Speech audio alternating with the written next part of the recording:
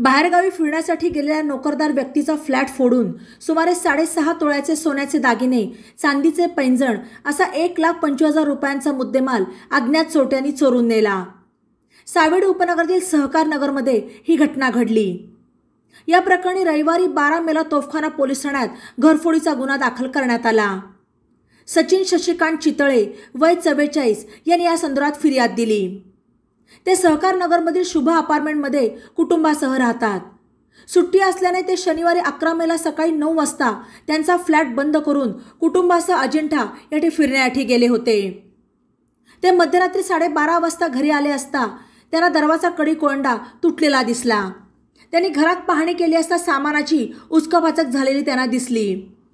कपाटात ठेवलेल्या सोन्या चांदीच्या दागिन्यांची त्यांनी तपासणी केली असता सर्व दागिने चोरीला गेल्याचे दिसून आले। यामध्ये 30 ग्रॅमचे गंठण, 10 ग्रॅमची चेन, 7 ग्रॅमची लहान मुलीची चेन आणि 16 ग्रॅमचे इतर दागिने तसेच चांदीचे पैंजण असा 1,25,000चा ऐवज चोरीला गेले असल्याचे लक्षात आले। त्यांनी दुसऱ्या दिवशी रविवारी तोफखाना पोलीस ठाण्यात दिलेल्या फिर्यादीवरून घरफोडीचा गुन्हा दाखल करण्यात आला। घटनास्थळी तोफखाना पोलिसांसह फिंगरप्रिंट डॉग स्क्वॉड पथकाने भेट दिली। पोलीस अधिक तपास करत आहेत। बातम्यांसाठी ई नवा मराठा यूट्यूब चॅनलला सबस्क्राईब करा आणि बेल आयकॉनवर प्रेस करा।